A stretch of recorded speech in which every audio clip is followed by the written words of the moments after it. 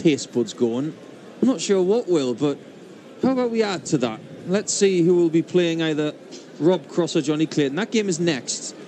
But this one here sees a rejuvenated Pipe against Darren Webster, who is one of the few seeds that hasn't won a European Tour title yet. And I say yet because he's still hungry, still eager, and still has the talent. And someone who still has the talent and the eagerness and the hunger is Mervyn King, who joins me now. Hi, Paul. How you doing? Very, very well. Looking forward to seeing how Darren Webster handles this challenge.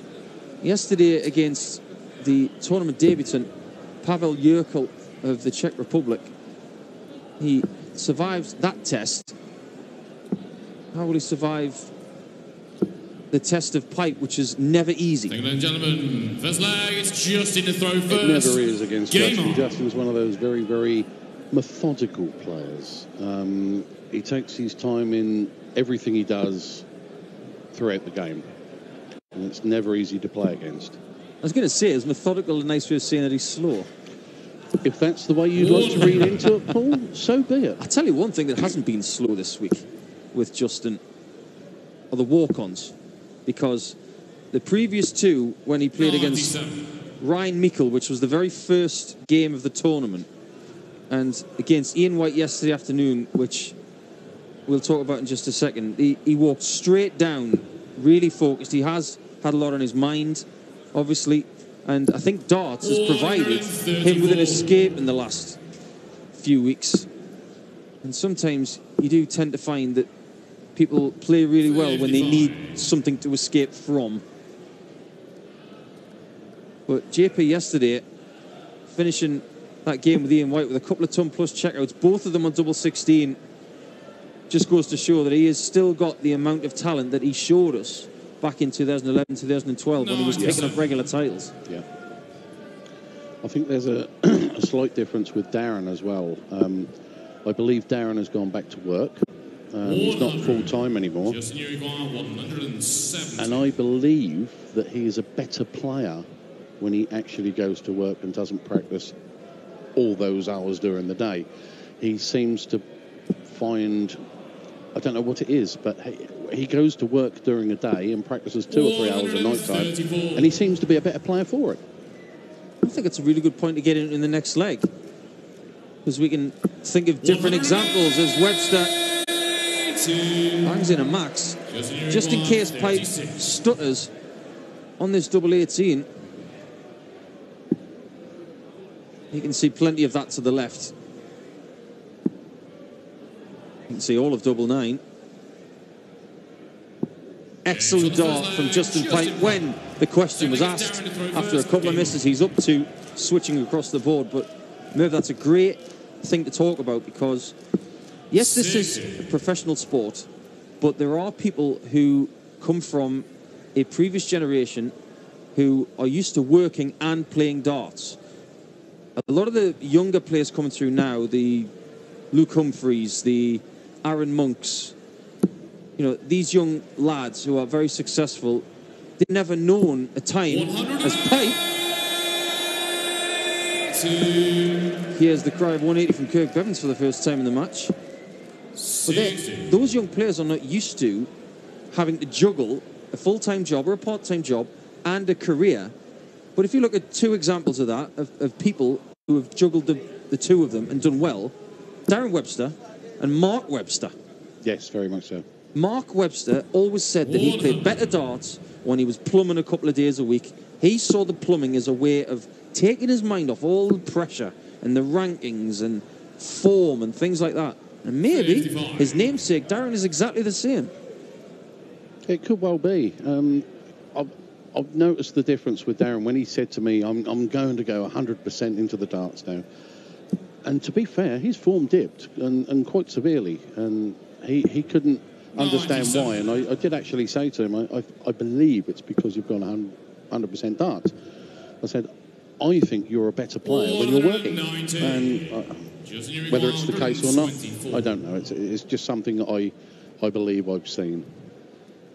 Well, Pipe had a trade of his own when he joined the pro ranks. He was a tree surgeon, and a very good one at that.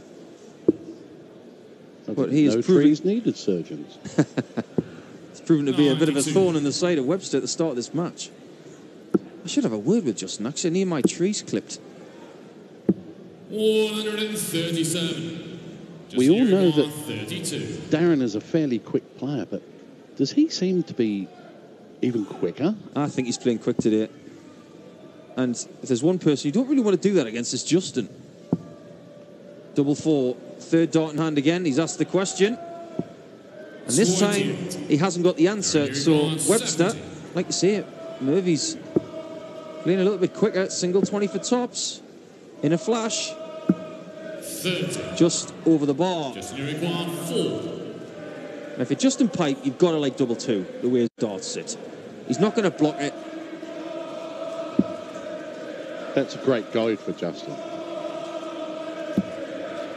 Overpitched. The whole of double one to aim at and finds that lovely. Now you can tell from Justin's face, he is one of those players who doesn't want to feed his opponent with the way he behaves. You can tell he's talking to himself, but he's talking as he looks at the board. His opponent can't see that. He's staying in a focused mindset this week. He's not been speaking to a lot of people when he's been in the practice room. He's had his earplugs in, staying in his own zone. There's evidence of that quickened pace from Darren Webster that Murph was talking about. No aim, just throwing. Yes, it does seem a bit quicker than he normally is. I mean, he's a quick player anyway, but that just seems to me even quicker than normal.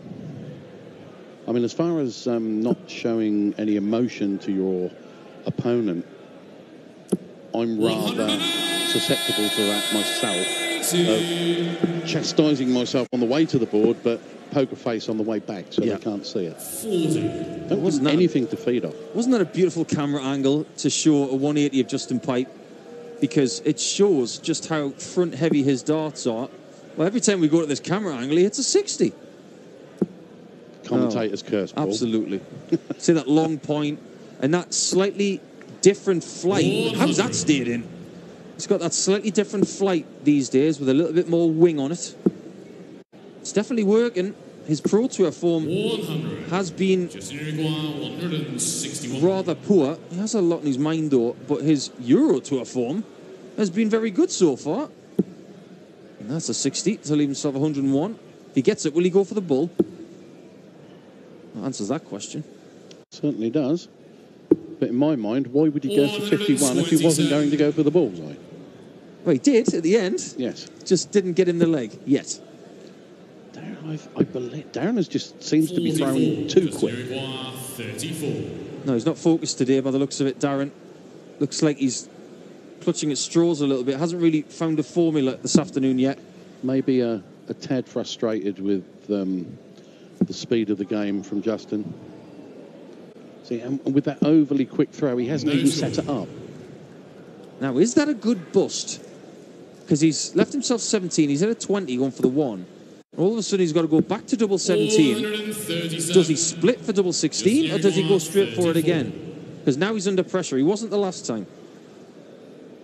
I believe he's looking at double 17. He is, and gets it. And that was a great setup from Darren there as well. 137 to leap tops, just in case things went right from Justin. I think that shows a little bit of courage in his conviction, because the player that I am and the player that a lot of other people are, a lot of people would have said, well, double 17 wasn't good last time around, maybe I'll split it this time.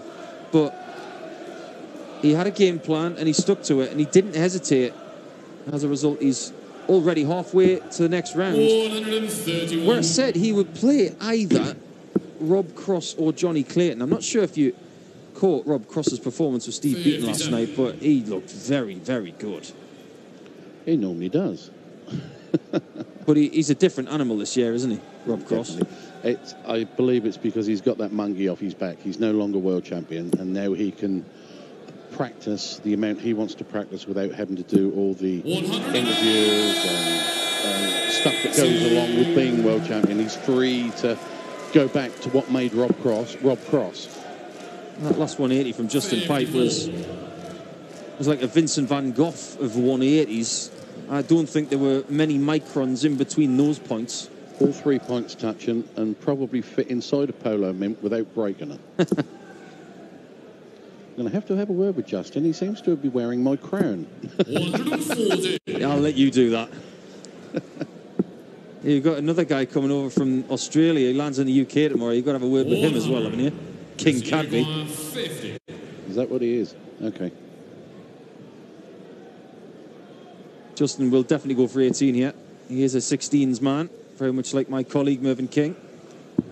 Mine seems to be changing to tops more. Oh, you heard it here first on PDC TV.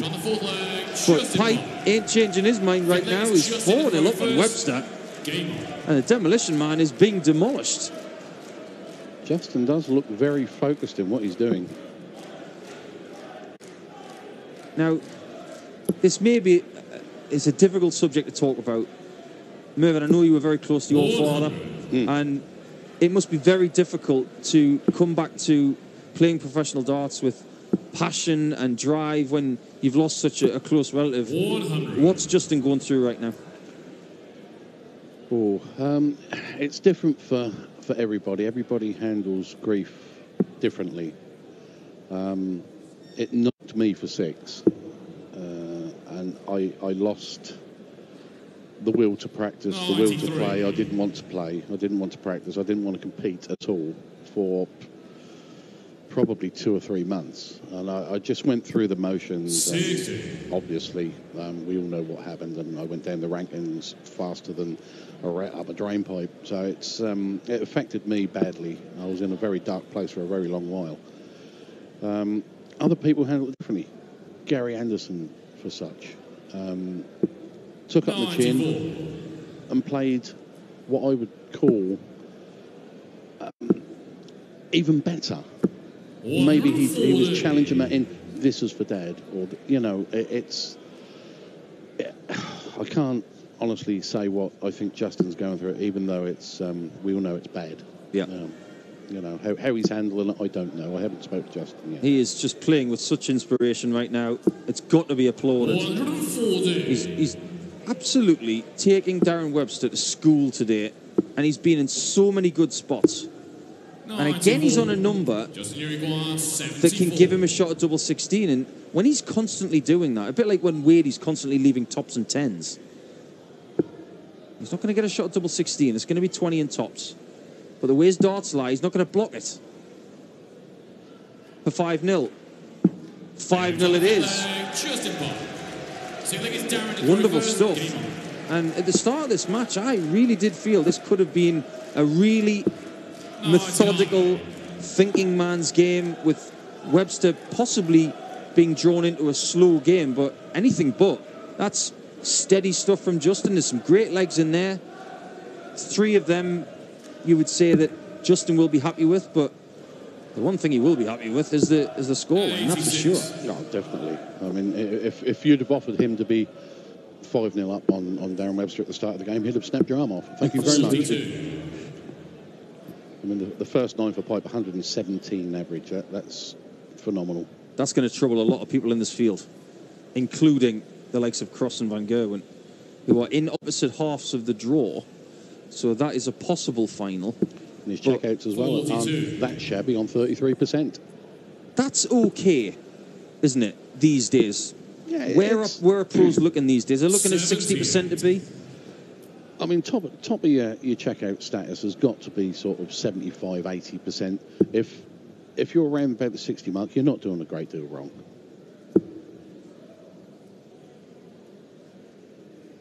Listen to that crowd. They're engrossed in this game, and they're admiring the performance of JP. I mean, 60, 65% means you're hitting more than you're missing.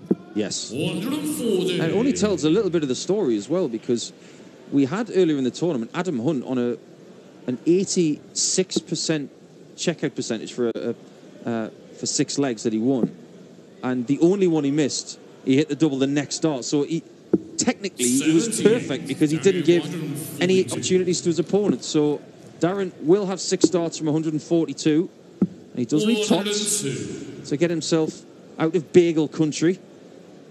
Justin will be looking to set this up as low as he possibly can. That's a great start, first start in the treble. Can he get another one? This is looking prime for a 140. 140. That's a great lead, 60 there, just in case. Hasn't hit a double yet. Now has. And there's one thing we know about Darren Webster is that he will never, ever stop trying. That told a story, did that little signal to the crowd. He's got one. I wonder if he gets this leg, if he'll just say 2. And if he gets a 30, he'll say 3. Well, it's how he plays darts. He can't win Don't a get match. ahead of yourself, Paul.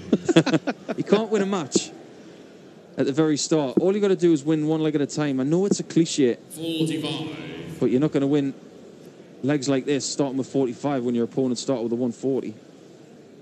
And going back to what I was saying about the potential opponent, Rob Cross or Johnny Clayton. We can't underestimate Johnny Clayton because of the way he's played this year, but Rob Cross is so relaxed in that practice room. What did we say about him? He's mad as a box of frogs. Oh, definitely.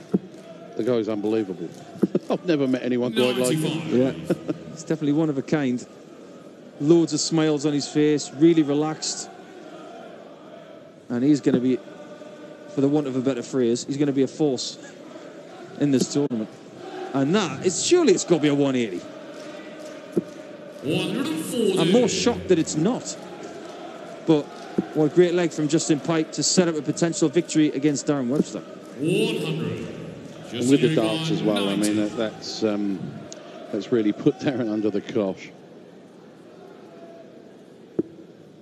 Not looking at the 20s or the bull. Way in front. Not going to leave double 16 on this occasion, so looking to leave double 4. 42. He looks disappointed with that. But he's got no need to be, really, because he's going to be on double 16 in a few seconds' time. 100. Justin Uruguay, 48. Darren has left an outside chance on the... if Justin misses this double 16. But he's been quite clinical on it so far. And that's the guide of all guides to get the job done.